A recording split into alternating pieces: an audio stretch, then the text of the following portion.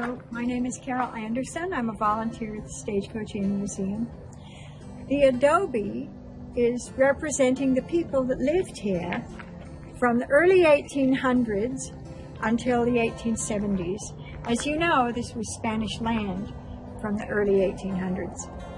And the land was divided into land grants by the King of Spain. One land grant for this area of Newbury Park went to Jose Rodriguez. The requirement was that he was to build an adobe of at least one room. It should have a shade porch, and he was required to raise 100 head of livestock. The area of Westlake Village was granted to Jose Polanco. The same requirements, except Jose Polanco did not ever settle here. The land was left empty. As time went on, Mexico declared independence, so this was Mexico. And a very successful landowner in Santa Barbara was Jose de la Guerra. Jose de la Guerra applied to the government of Mexico, and he received the property in the east end of the Conejo Valley. He did not ever live here. His family remained in Santa Barbara. The De la Guerras and the Rodriguez ran cattle here.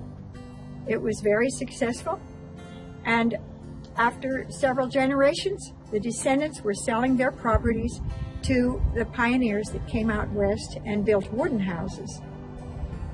So on the property, you'll see this hornista oven. Sometimes it's called an horno or a beehive oven because of its shape. It has a little chimney hole at the back for smoke, and after the fire has burned quite a while, the horno is very hot.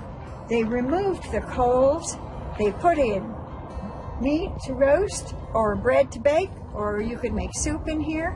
When you close this oven door, it remains hot for some time. They probably also had work tables here to prepare meals and a dinner table, because in California, Southern California, we can have dinner outside most of the year. Let me introduce Peggy Mack. She will take you inside the adobe. Hi, come on in. We'll see what's on the inside of the adobe.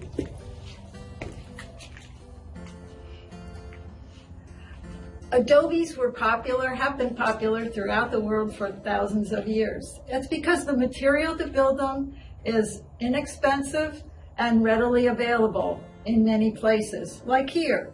So the adobes built here were made of soil, water, and hay. All you need is the labor to make the mud and put the mud into the wooden frames to make bricks. When the bricks are dried, you put the bricks together with a mortar of the same kind of adobe. Adobes have load-bearing walls, or adobe has a willow ceiling on it.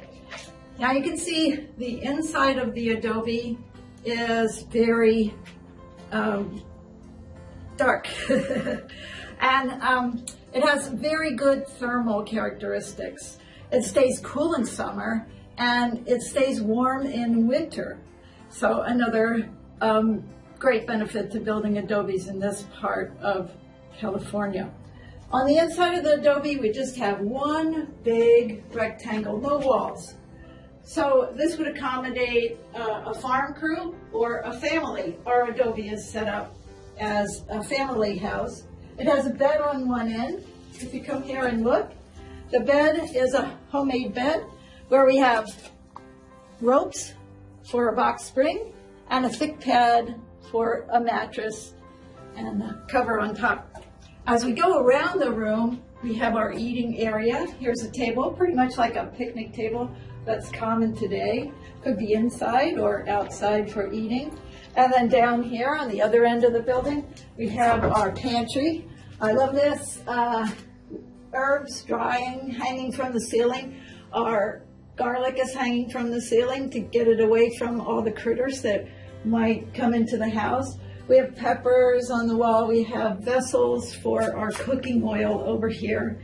And as we move around to this part of the house, we have our closet and some storage area where you could put your saddles out of the rain and out of the cold, and a few things stored in the chest. So that's basically what's on the inside of the Adobe.